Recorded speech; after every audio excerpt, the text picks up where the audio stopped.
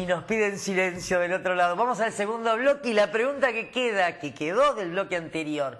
¿Cuáles son las principales dudas, angustias de los pacientes varones en cuestiones sexuales? Bueno, yo te diría que dividiría el tema básicamente en tres aspectos fundamentales. Hay dos aspectos que son por lo general la causa más frecuente de consulta en las personas, yo diría cada vez más jóvenes. En realidad hoy estamos viendo consultas en pacientes de 35, 40 años por disfunciones sexuales.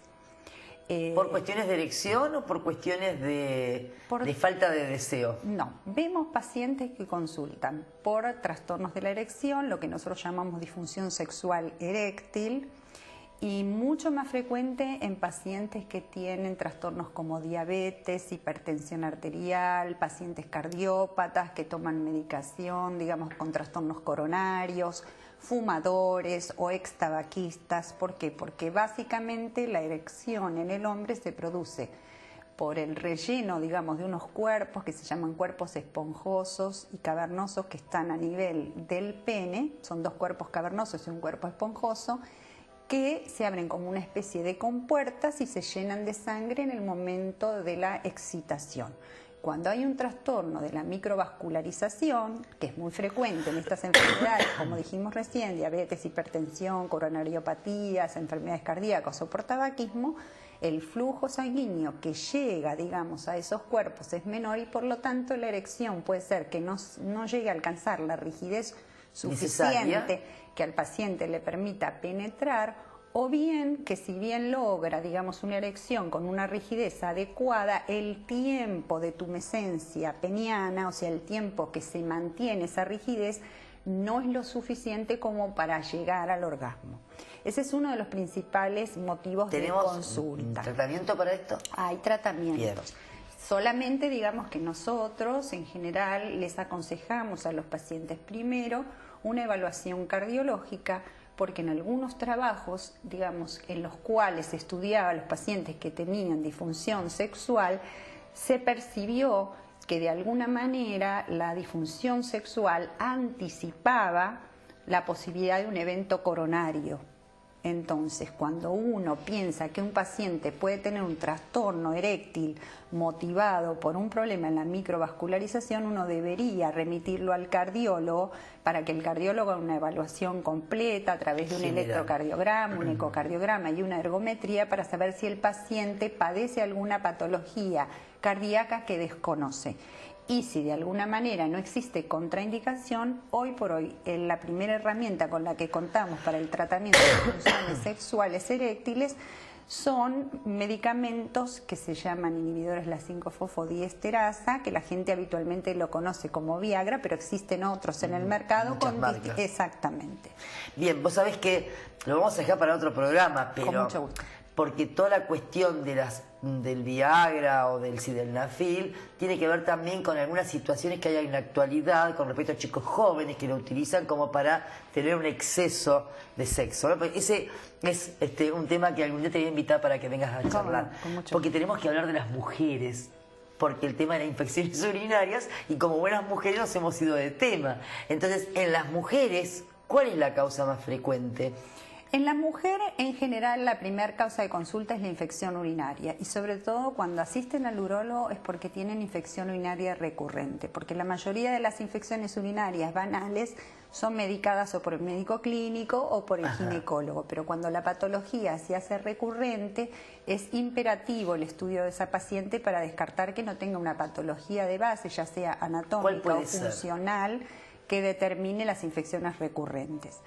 Depende de la etapa de la vida. En principio, digamos, en las personas, digamos, en las niñas sobre todo, que a veces suelen tener infecciones urinarias recurrentes, se impone la consulta con un urólogo pediatra porque hay que hacer dos estudios, básicamente la uretrocistografía y la ecografía, para determinar si la paciente tiene reflujo vésico-ureteral. O sea que la orina sube, asciende a los riñones y muchas veces puede provocar infecciones urinarias ascendentes al riñón. Así que ese es un llamado de atención para que todas aquellas personas que tengan niñas con infecciones urinarias recurrentes sepan que eso no se debe medicar sin estudiarse.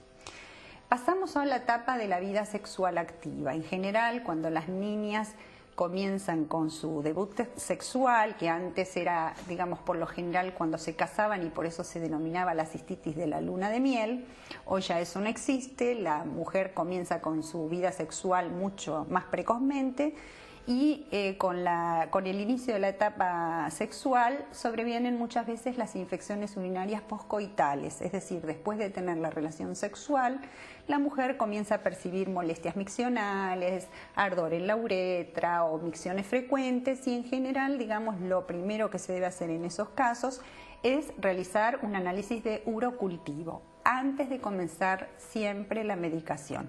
¿Por qué nosotros hacemos hincapié en estudiarlo? Afortunadamente, las infecciones urinarias son producidas por un grupo bastante reducido de bacterias y tienen un tratamiento bastante específico.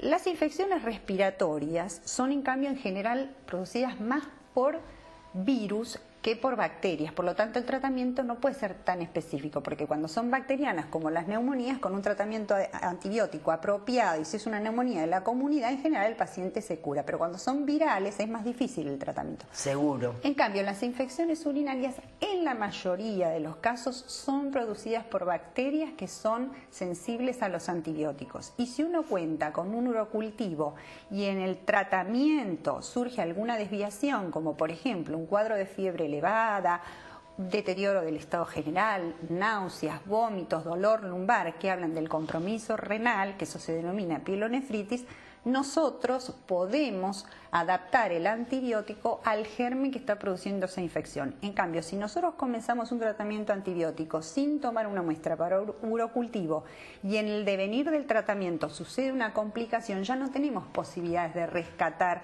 el germen, porque comenzamos con el antibiótico sin tener tipificado. Claro, yo quería aclarar que un urocultivo significa juntar orina. Exacto, con una técnica precisa. Exacta, que se la dan en cada laboratorio, pero que lo importante es que en ese urocultivo lo que sale es el qué gérmenes y qué antibiótico lo ataca y cuál no lo ataca. Por esto es importante lo del urocultivo, ¿no es cierto? Exactamente.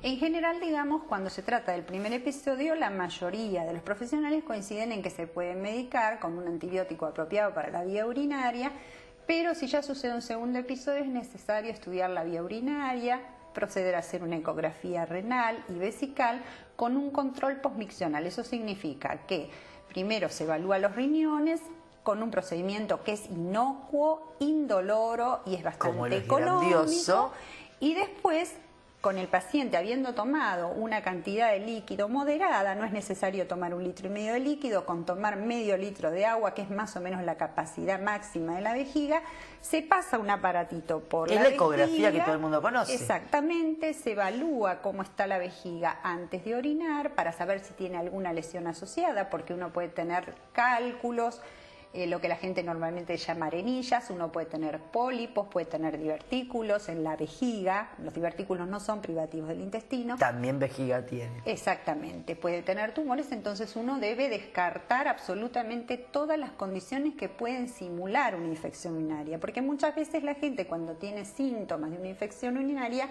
cree que es una infección urinaria y comienza un tratamiento antibiótico. Y muchas veces tienden a repetir y a veces, digamos, por no realizar los estudios apropiados, una patología que podría haberse resuelto, digamos, rápidamente con un tratamiento apropiado, como es la presencia de un cálculo o de un pólipo en la vejiga, pasa desapercibido y cuando sobreviene la complicación, como por ejemplo la pérdida de sangre por la orina, recién en ese momento el paciente hace la consulta pertinente. O sea que puede haber sangre en orina y puede no ser una infección urinaria, además, puede ser cualquier otra causa. Exactamente. Hay muchas otras condiciones, por ejemplo, las personas que han sido irradiadas en la pelvis, una situación que es muy frecuente en personas que han tenido patología ginecológica, neoplásica, por ejemplo el cáncer de cuello, el cáncer de útero, que ha hecho rayos, que han recibido rayos, a veces hasta 10 a 15 años después se produce lo que se llama una cistitis rádica. O sea, es una cistitis similar a la cistitis bacteriana, pero no es bacteriana, es una cistitis física, producida por la irradiación, que a veces tiene su efecto a muy largo plazo. Bien, pues sabes que tenemos pocos minutos, yo te quiero hacer muchas preguntas, pero voy a tratar de reducirlas porque dejamos en el medio la primera consulta de los varones de problemas sexuales y nos quedaron las otras dos. Y la pregunta es, las consultan las mujeres con respecto a su vida sexual, Bien. que tiene que ver con el urólogo, ¿no? Bien. Bueno, mira, en principio te diría que muchas veces las mujeres consultan por trastornos que están relacionados básicamente con lo que se llama hipoestrogenismo. O sea, Cuando la mujer entra en el periodo perimenopáusico o la menopausia, que es una condición que le sucede absolutamente a todas las mujeres, más temprano o más tardíamente, los ovarios progresivamente van dejando de producir estrógenos. Los estrógenos son las hormonas femeninas que tienen un efecto muy protector, sobre todo los epitelios, no solamente sobre la piel, por eso la piel de la mujer joven y adolescente se ve tan lozana, tan bella y radiante. Y llena de granitos también. Y también, digamos, ese influjo hormonal afecta la región genital. No solo afecta, digamos, la vagina, sino incluso la vejiga, por eso también predispone al desarrollo de infecciones urinarias. O sea, la misma, digamos, el mismo tipo de epitelio que sufre las causas del hipoestrogenismo en la vagina, sucede en la vejiga. Por eso esas condiciones muchas veces están asociadas. Incluso hay otra patología por la cual consultan muchas veces frecuentemente las mujeres, que es por una pérdida de orina, que a veces puede ser cuando hacen un pequeño esfuerzo, o a veces hay esfuerzos más grandes, cuando saltan, cuando estornudan, cuando tosen, o cuando tienen una urgencia, abren la canilla y rápidamente tienen que salir disparadas al baño. Bien, vos sabés que yo ya tengo que cerrar el programa, nos vamos a tener que quedar con todas estas dudas, así que te voy a tener que invitar Con de mucho vuelta. gusto, cómo no. Nos quedamos con todas las dudas que consultan las personas, tanto mujeres como varones, con infecciones urinarias, bárbaro. O sea que para la próxima te vamos a estar invitando para hablar de la sexualidad de la neurología. ¿Qué te parece? Con mucho gusto. Un gusto haberte tenido, realmente creo que se ha entendido absolutamente todo. Gracias por estar y ustedes ya saben, excelenciamedica@gmail.com, nos preguntan y para la próxima le vamos a decir a la doctora que nos conteste. Gracias y nos vemos la semana que viene.